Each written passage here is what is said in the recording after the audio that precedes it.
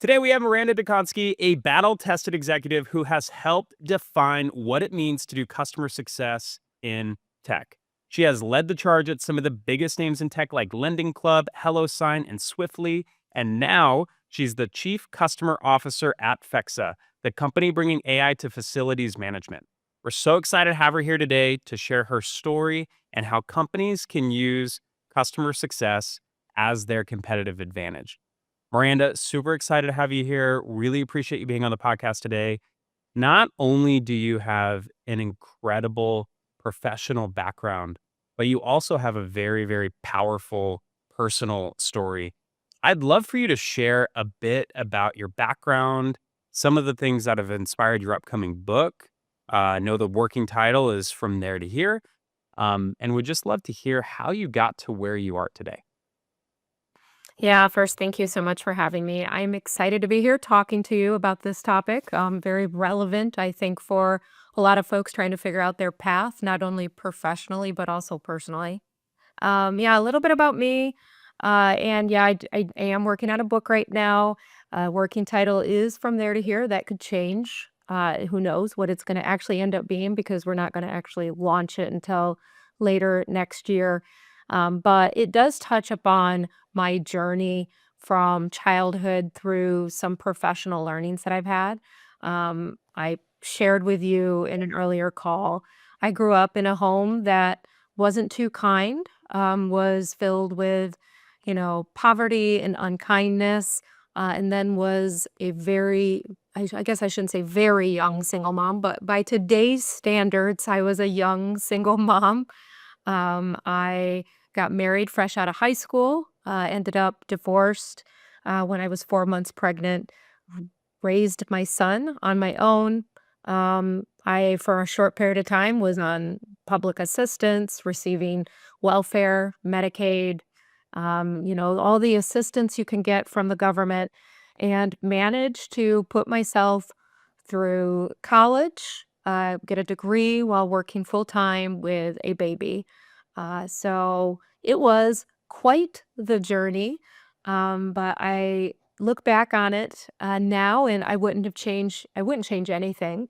Um, well, maybe a few things, but for the most part, I wouldn't change anything because now I have a lovely son who's 24, almost 25, and I'm still young. So I get to go out and explore the world in my mid to late 40s and have the love of a child who has now become such a fantastic contributing adult. Like he's a really good human.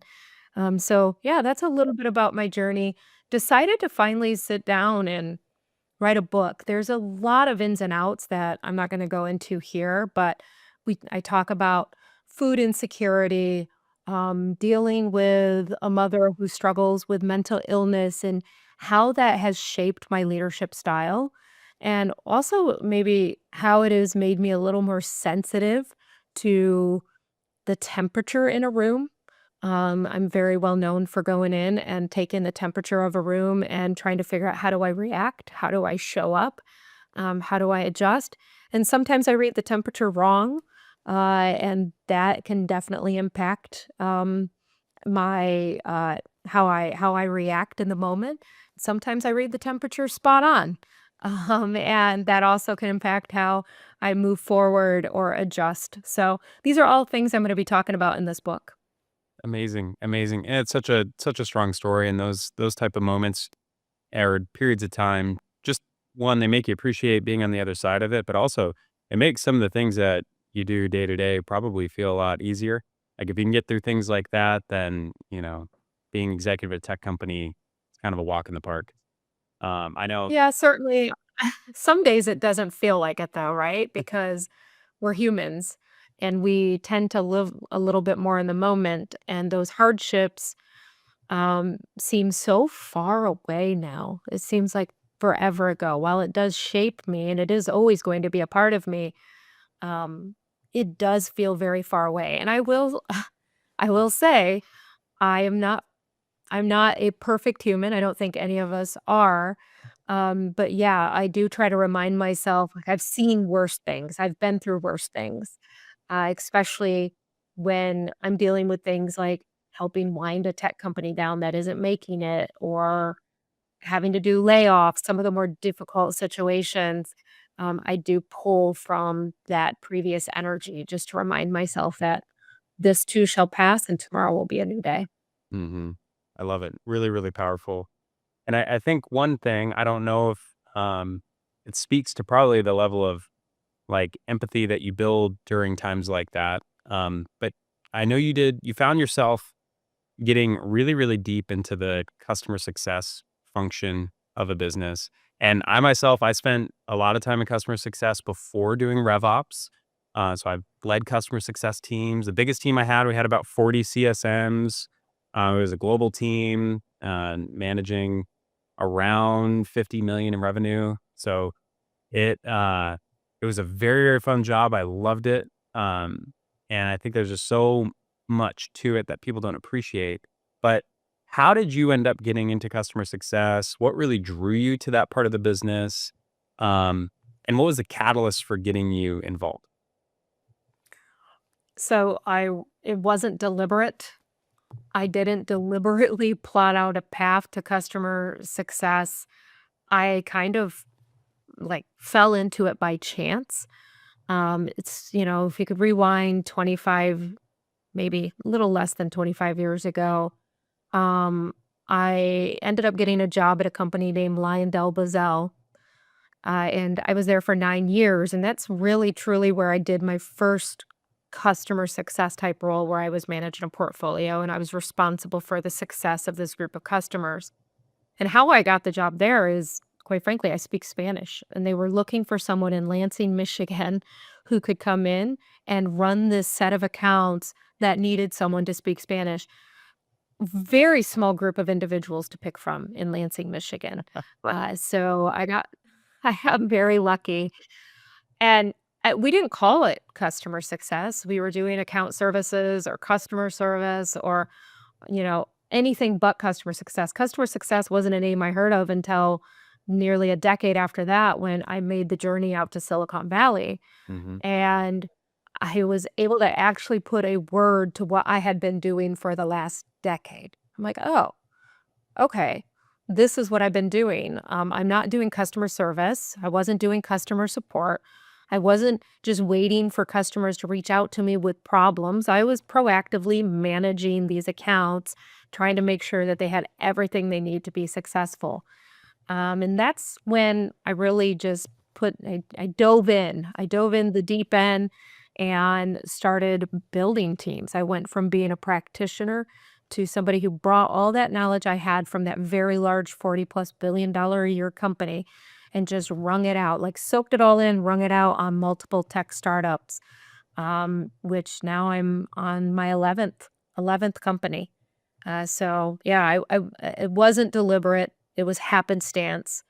Um, and I'm so thankful that I landed here, because for me, customer success is like the perfect merging of three of the core areas of my brain that need constant stimulation, I guess is the right word. So Hmm. I have a very analytical, process driven brain.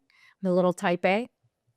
Well, I'm a lot type A, um, not a little.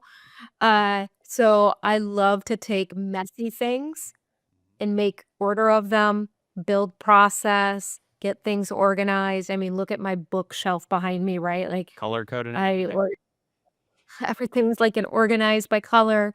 It makes my heart happy. Even in my living room, if I have a bookshelf and has three books over here with an elephant, I have three books over here with an elephant and a little basket in the middle, right? Like everything needs to be organized and a little symmetrical. So there's that side of my brain. The next side of my brain, where the customer success really feeds it, is this human side, being able to build these relationships, make an impact in customers day to day. It's my job and my responsibility to make sure that our customers are getting strong ROI on the money they're investing in the products and services they buy from the companies I'm working at. And then thing three, because I've moved from practitioner over to leadership, it's quite frankly helping professionals grow their careers.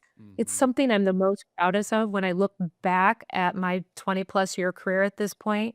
All the folks that have worked in my org or I've partnered with outside of my org in customer success or outside of customer success, watching them grow from being ICs to leaders or move from customer success managers to engineering or to marketing or to wherever their heart desires. That is the third part that being in this role has afforded me. So those are the three parts of the brain that it's like ta-ding, ta-ding, ta-ding. It makes it happy. Yeah, and I think customer success is so conducive to finding those people early in their career with a lot of raw talent, potential, a will to succeed, but may not have a specific domain expertise that you need in maybe other functional areas. And I feel like it's a really good place to shape someone who's growing in their career. I know it did for me. Um, I felt like I would go into a company and they're like, we know he's good, but just not exactly sure where to put him. And I think customer success was that home for me where it's like he's great in front of customers. He's passionate about what we're doing. Is just going to find a way to make customers happy. And I think it's just such a great training ground. And I find a lot of joy in that too. When you take Yeah. somebody early in their career and you just see them develop all these professional skills and then go on, either continue on in CS or like you said, it's a great entry point to get into other areas of a business too. Absolutely. I will say the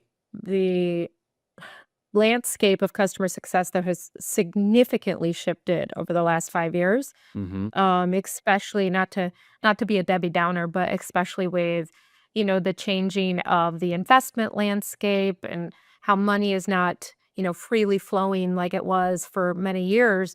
A lot of customer success teams have done major reductions in force, and it is making it a little bit harder for those junior folks to get an entryway into customer success. It used to be one of the bigger launching pads in an organization. Now it's a little more competitive because Mhm. you have a very saturated market with incredibly talented customer success professionals trying to find their next opportunity. But one thing I do tell folks is if you have domain expertise outside of customer success, that can be your way to get into customer success if that's what you desire. I'll use two examples. I worked at Swiftly for 4 years. We served public transit agencies. We were, a platform that powered everything from the behind the scenes analytics to help people make decisions on how to optimize public transit to the front end of like making sure passengers had their real time passenger information available to them in their apps. Um, we hired a lot of folks from public transit because that domain level expertise was so important to get credibility with these public transit professionals. That's one Mhm. example. Another example, if you don't want to go so vertical, is if you worked in sales before or you worked in, customer service or customer support before, there are a lot of technologies out there that serve sales folks, that serve customer service folks. That is a different type of domain level expertise. It's not a vertical SaaS, so to speak. It's horizontal, but that is also another great way for folks to be able to get their entry point into customer success. Say, hey, I know how to speak the language of sales. I did it. I was a salesperson, right? Just two ways to kind of turn the tides around a little bit to find their entry point if that's what they seek. Yeah, I think that's great advice. And I've definitely put together teams that had a mix of those skill sets, how people got into my CS teams before. Um and you're absolutely right. We're seeing this with the companies that we're working with as well. They're not investing as much in headcount on a traditional CSM role. But what I do find is if you do have a CS organization that is owning the revenue portion of the existing book, they tend to get more resources. They tend to get a little bit more influence in the organization. Um, how, in your experience, How have customer success orgs or teams you run, how have you fought for that position to own the revenue on the existing book? So I've been very fortunate that I haven't had to fight for it. I tend to join early enough in an organization where these things are just being figured out. Hmm. Um, so I will give that perspective. I will also give perspective. I was at a larger organization for a short period of time where we didn't really have a true upsell motion figured out. So yeah, let me sorry, I'm noodling on this live review, but let me tackle this a few ways. Yeah. First, we'll talk about this from kind of like a crawl, walk, run motion. And I will say, if you are a CS leader listening to this right now, and you are trying to figure out how to tie your customer success team to revenue, like really like tune in here because it is crucial. If you can't own revenue directly, that you figure out a way to tie the activities and actions your team does to revenue, and work hard to attempt to get your CSMs. And if you own support and professional services and other departments, like separate that out, but get your CSMs into the S&M spending on P&L, sales and marketing. Like that's where you want them to live. Those line items in P&L are generally associated with revenue generation. And if they sit in COGS, they're looked at cost of goods sold. And that is one of the first places that when you're making cuts in an organization, you look at COGS first, and then you look at other areas of the organization. You don't tend to go to sales and marketing with a caveat. Marketing spend is always one of the first ones that get looked at. So there's always a caveat, right? Yep. So crawl. What you're going to do is one, make sure your CS team is running a very strong value-based motion, especially if you're in a B2B enterprise play. I'm talking you have contract values that are tens of thousands, if not hundreds of thousands of dollars a year. I think this stands too, even if it's bigger than that, millions of dollars, which I've managed as well. The value cycle is a way for you to tie business outcomes at your customer back to your product and actually tie numbers to it. You have your soft value, your hard value. Soft value is a little fluffier. It's Mhm. about sentiment. It's about, you're helping make people feel a certain way, more versus hard value is more, we saved you X amount of hours, X amount of dollars, X amount of headcount. It's a little bit more measurable and you can tie that to dollars. It's always good to have a mix of both, but really lean heavily into hard value. That's your crawl. Once you do that, you can then tie that together with upsell opportunities that come from the value cycle conversations. So this is kind of moving from crawl into walk. But one of the things I do is I give my team what's called CSQL goals. So if they're not owning the upsell opportunity directly, they are responsible for getting a certain amount of customer success qualified leads through their normal course of business with their customers and get that over to sales. Then as a leader, you track those CSQLs, how they perform, how much revenue comes out, what the close rate is, what does that funnel look like?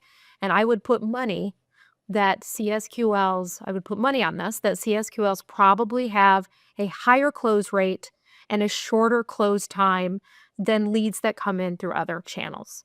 But again, you wanna like put the numbers there and make sure you're tying that all to money.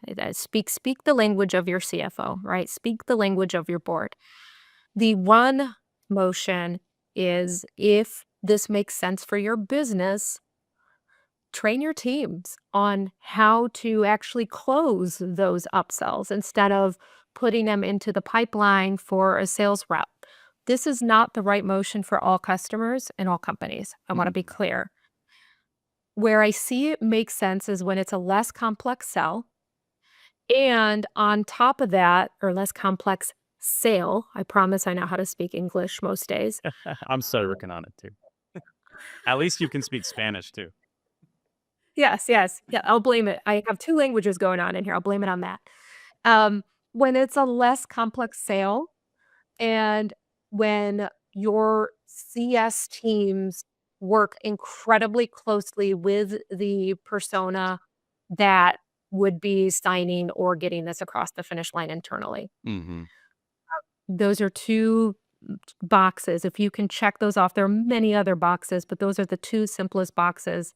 If it is a complex sale that requires a lot of convincing, a lot of, you know, technical resources, different personas to get involved. I'm not saying CSMs shouldn't do it, but I'm saying those are the types of selling motions where I do consider having an account management counterpart to go in and do the actual sale. Now, as part of the run motion as a CS leader, I would highly suggest if you are considering having a sales counterpart or an account management layer, if possible, the account management layer should sit within the same org as the CSM. Hmm. What this does is helps you avoid the finger pointing that can happen around, I got that CSQL, I got that upsell lead. No, no, I got it, right? You just squash it. You create joint goals around NRR and let the world work itself out that way. Um, the more you divide that upsell motion and you don't have the goals aligned, the more friction you're going to insert in the process within your org. Do you find a common structure that we see? You find pods where you're bringing, and I normally see it like this: you have a CS leader, you have a sales leader, but they orient their teams into pods. Do you see that being successful? Do you see a lot of challenges with that? 'Cause I know a lot of people are trying to adopt that structure. I see pods as being successful, but you have to work at a company where it makes economic sense as well. Hmm. So if your average contract value is $20,000 a year, it's probably not going to make sense for you to have that much attention going to an account. Hmm. If you're working as something and you got to figure out where that line is for you. But if you're working at a company where your contract value is on the higher end, you probably can afford the spend to support a pod structure. And I would also say you have to look at your green space too. If you don't have enough green space to support the pod structure, which is, available to sell, available to expand products, Hmm. again, pod structure may not work unless you're a much larger organization. Smaller organizations, you might have one account manager that covers your entire portfolio because you don't have the available green space to support two, three, four account managers, right? So then you don't have a pod structure if you have one or two AMs and you have 10 CSMs. That's not a pod structure, right? So I guess it's my answer is it depends. That's usually the answer for everything. It depends on, you know, your revenue. It depends on the size of your organization. It depends on the complexity of your sale. It depends on how much green space you have available. It depends on, the relationship your CSMs own and drive and what kind of CS motion it is. Yeah, and I don't mind the "it depends" answer as long as you tell me what it depends on. I think that's totally fair, but I think that makes a lot of sense. So, complexity of sale, um, level of, relationship you need with the customer, and then also, I'm sure, like, talent internally can kinda play, like, what structure you can accommodate at this point in time too as you grow. And I'm sure I've seen them iterate and change as you grow, your needs may change. You may be attacking different 100%. markets, you're going up market. Now, maybe you need pods for up market accounts. But 100%. as most things, it'll look a little different in the future. Yeah, totally agree. Um, Another thing, maybe you can speak to this. I know it'll depend, but maybe you could give us a couple frameworks depending on what the structure looks like. I have found it unbelievably challenging. Even though I've done hundreds of these projects, I still find it very challenging to come up with comp plans for customer success, sales teams, account managers, when you have multiple people involved in deals. Um, what are some successful models that have worked for you to make sure you're incentivizing the right behavior, um, and also, you know, paying out what's fair for whatever activities are going on too? Yeah, yeah. What has worked for me is a very simple model, and I don't call it a commission structure. I call it a bonus structure because I want to keep the mindset a little different. When you hear commission, you immediately think sales. When you hear bonus, it just kind of puts you in a different mindset. At least I think. I could Oh, be yeah. wrong, but yeah. So I think there's completely different connotations of each. 100%. So I usually do a bonus plan. I do a 80-20 split. So it's 80% base, 20% bonus. I take that bonus, the 20% bonus, and divide it either into two or three parts that you're eligible for. I lean more towards two parts these days, but before I've used a three part, and I'll tell you what each of these parts are. Mhm. I'll start with the three part first. I used to have it be 33 point blah blah blah percent NPS, 33% gross retention, and then 33% net. So it was really heavily weighed towards, are you getting the right NPS score? If you have $100 up for renewal, did you renew it? And then how much did you grow that $100? Right. And the renewal was your individual number. The NPS was a team company number. Mm. And the net was a team goal, like a company NRR goal. The reason why I did it that way, one, and also let me add, in a previous organization, I I've had HR at a few companies. I actually gave everyone in the company a bonus. It was a small bonus. It wasn't massive. It was a small bonus. But it was tied to NPS and NRR, Nice. which just completely changed behaviors across the org. I mean, if you were an office manager, you had a small bonus tied to NPS, NRR. If you were an engineer, you had a small bonus tied to NPS, NRR. You would be surprised by just doing that little thing how much people cared about how are we doing? What is our NPS this period? What was the feedback that we got? Is there anything that we could take action on? It just changed behaviors. And the same with NRR. It created a different conversation when we were thinking through product roadmap, prioritization, and all of that stuff. So that's the first way. The second way, I've actually started removing NPS over the last, I don't know, half decade or so, if not more. Um, NPS has such a bad rap in in the CS community, and quite frankly, I think in some product communities as well. A lot of people just can't stand NPS as a metric. So I eventually removed it from the bonus plan and just tie it to individual gross and company net. Again, my goal is I don't care who gets the upsell across the finish line as long as it gets across the finish line. I don't want any finger pointing. I want partnership, right? And making sure the teams are aligned around this team net retention goal drives the right behavior. And also tying CSMs to a renewals goal helps them keep in mind that you still have to drive outcomes, ROI. You have to get that renewal across the finish line. This isn't all about sell, baby, sell. You've got to really drive meaningful value, especially in the past few years when everybody's been scrutinizing their P&L and their spend. You have to drive extreme value in order to justify that renewal. And I also would have a kicker in place for anything above like 115% net retention. Now you get a little bit of a kicker based on the upsells that get across finish line, stuff like that. Yeah, I think I really liked having team goals, team mindset, and I found I think a lot of people would say like, "Oh, well, how do you get people, you know, working on all cylinders for their book and everything that they can impact?" And I think it's a team sport.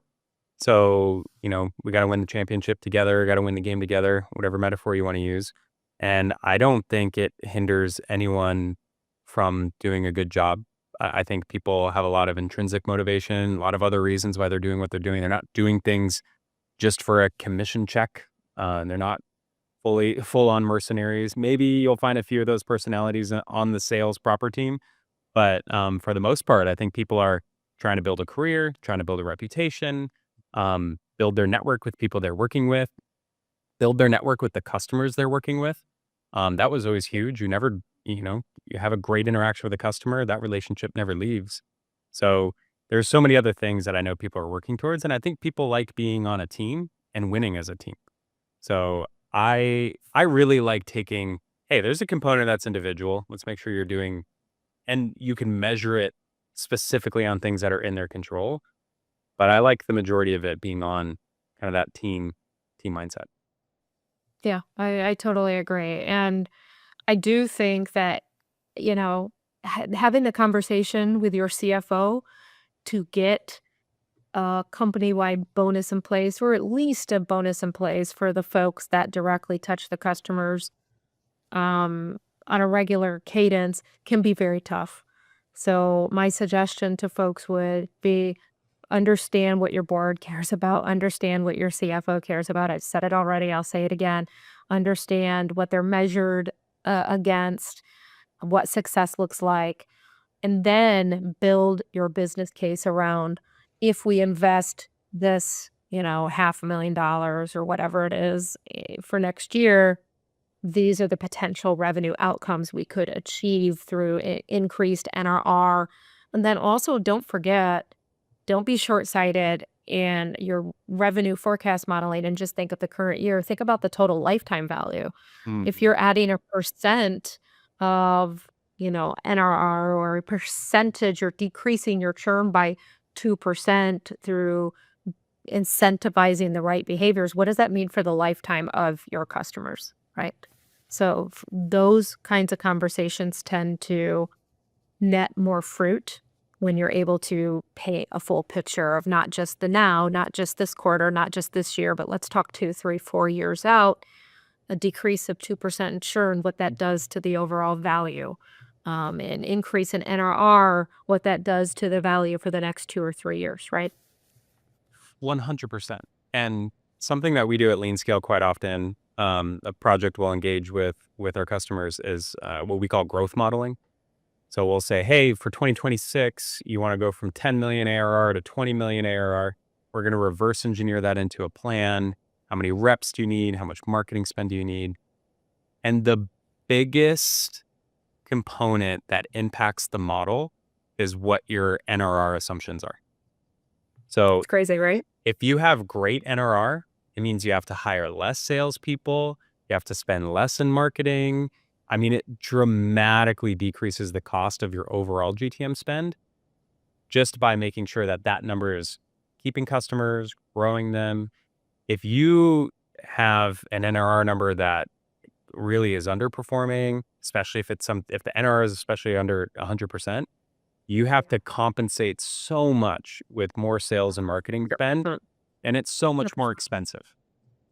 I totally agree. When I'm talking to more junior CS folks trying to explain this, I usually just give paint a picture like this. Imagine you have a bucket, Mhm. and the capacity of your bucket is 100. So you're pour, it's like 100% is your full bucket. And if you keep the hose on and it starts leaking over, now you're over 100%. But now we're going to pop a hole in the bottom, right? And now you got water coming out the bottom, water coming at the top, and then you pop another hole and another hole. That's your churn. So if you have too many holes in your bucket, you got to either overcompensate for it by selling more, and I don't care if it's upsells, I don't care if it's new logo, but you gotta overcompensate to keep pouring that water in, or else you'll never overflow the bucket. Mhm. Or you gotta start plugging those holes. You gotta fix the churn, right? And I always think that's such a great visual for somebody just to think about a bucket. You put a hose in, that's your revenue. You wanna get it to 100 and then you wanna overflow it. And if you can't overflow it, you have to look at the reason why. You gotta look at where the holes are. So, Yeah, and it impacts the overall picture the most. If you have all of these dials that you're trying to fine tune, and you're saying, "Oh, we can increase our win rate or decrease our sales cycle or, increase our efficiency on marketing spend." Like, yes, those will help, but nothing will help more than increasing your NRR a couple points. It'll save you for some companies that are even in like Series B, Series C phase, increasing NRR a couple points could save millions of spend on your overall GTM spend. it's crazy, right? Yeah, it's the area where I see so many, I would say early stage startups kind of fall short and not be very deliberate about how they're doing it and the investments they need to make. So, Yeah, they really take it for granted, yeah. thinking, "Great, our customers are here. We have an amazing product. I'm sure they'll stay." But there's so so many nuances, and the market's getting unbelievably competitive, especially in SaaS. I think there used to be these moats where, hey, we invested a lot in engineering time, we built up this product. Now people can spin up the same product in a matter of weeks. So Totally. your value proposition in the market is so much less around the features and functions that you have in your product and starting to index a lot more towards brand and experience than I think people realize. So this is an area I hope as we see those barriers of entry lower, that people will realize, oh, we need to be investing in, I think of those two buckets, brand more. How do we tell our story so it resonates in a real human way with people? And then how do we make sure we give the best experience possible for our customers? So I think having a functional product is absolutely just table stakes. But there's so much more you need to do. Yeah, yeah, and that's especially true, and you'll hear me use B2B enterprise again and again, but that's especially Mhm. true if your customers are investing a significant amount of money in you. Some of the smaller tools, they can get away with just existing, right? They can get away with having a great help center, being responsive in their support org if there's a problem, having training videos out there, the more digital play.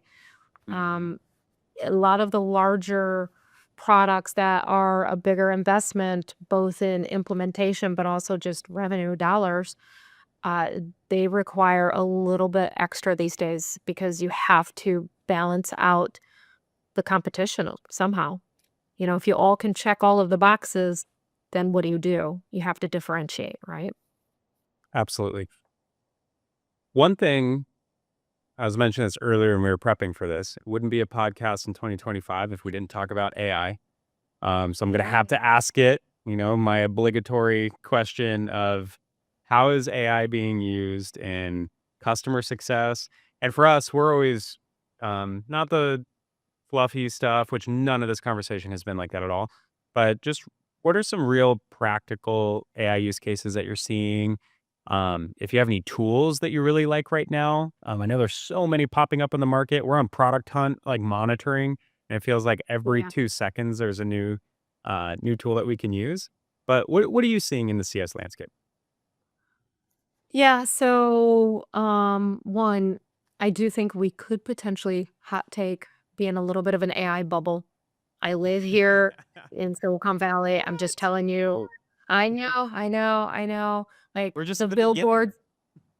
billboards say it all. I'm just saying, like all the billboards, Silicon Valley, it's like AI, got AI.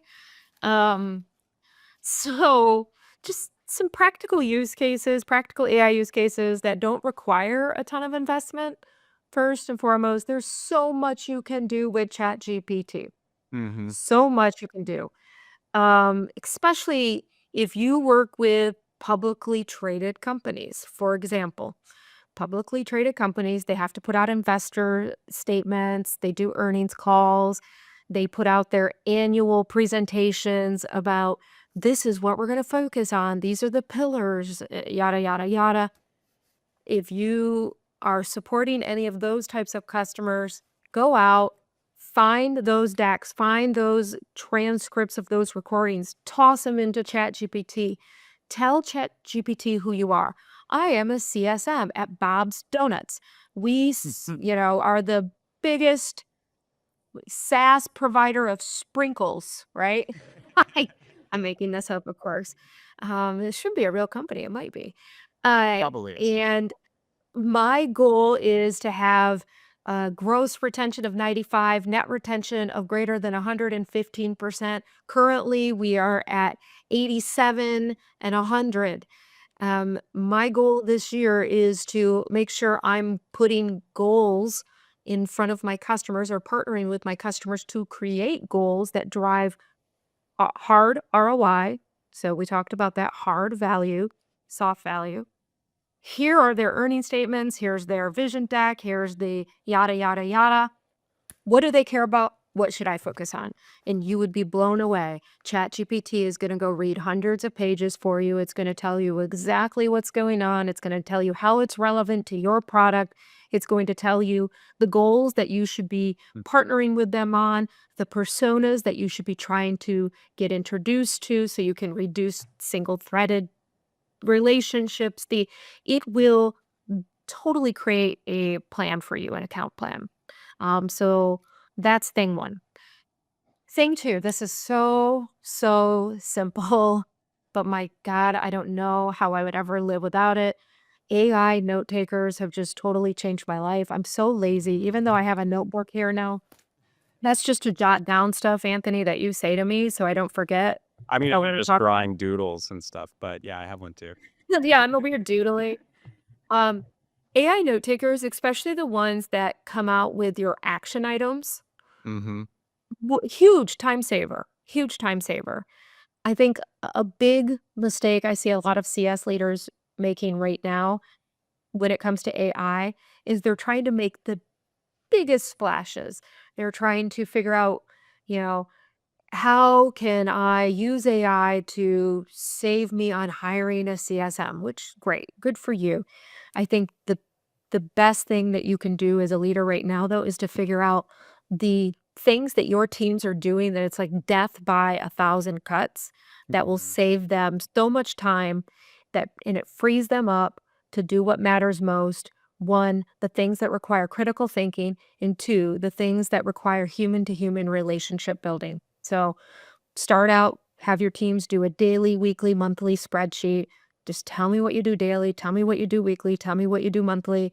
If there are things that they're doing on there that don't require critical thinking, you don't want to pay them to do that. You can have AI do that. Figure out how to create custom GPTs, figure out how to incorporate AI to solve those things. And then that'll free them up to give your portfolio so much more attention that the NRR will just follow. It will follow. Um, the next thing I will share, there are a lot of tools out there. It's Mm-hmm. almost like it can be overwhelming. Um, look for things that have a bit of social proof. So it can, if you are like me and you're functioning with limited budget, and you don't have a bottomless bucket of money to go out and try all the AI tools, one, look for free tools, try them first. Two, look for social proof.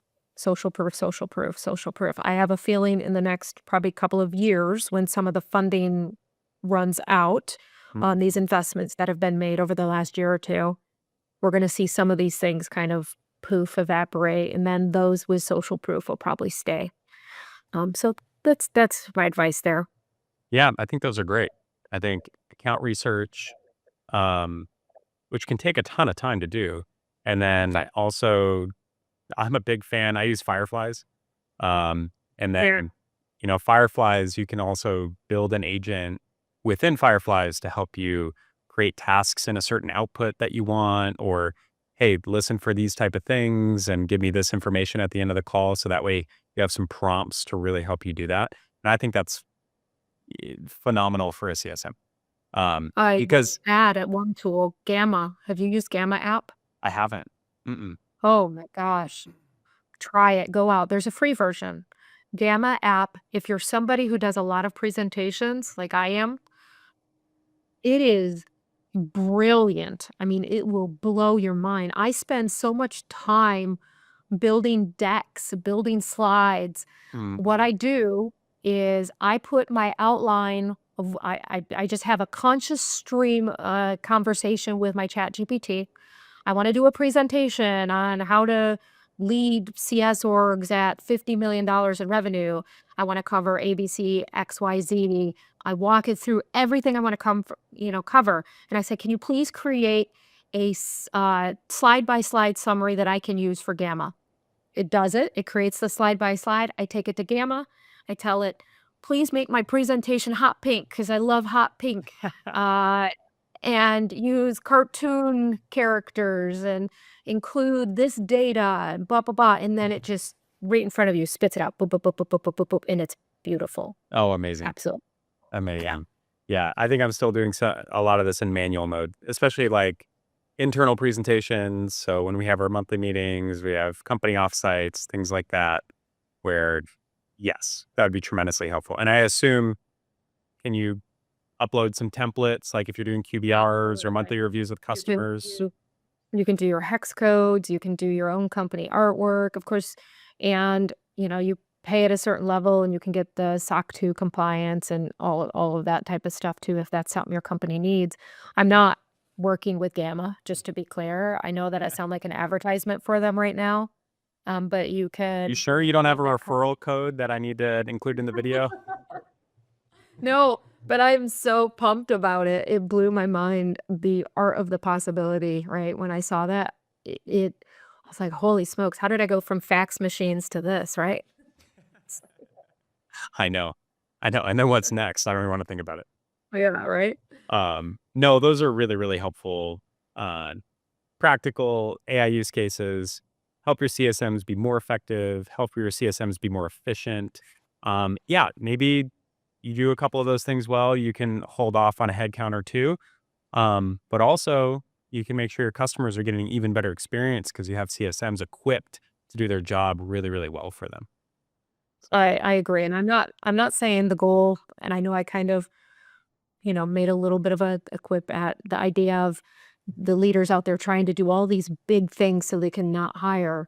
Um, I get it. That's gonna be probably a natural outcome of getting more efficient. You'll need less heads.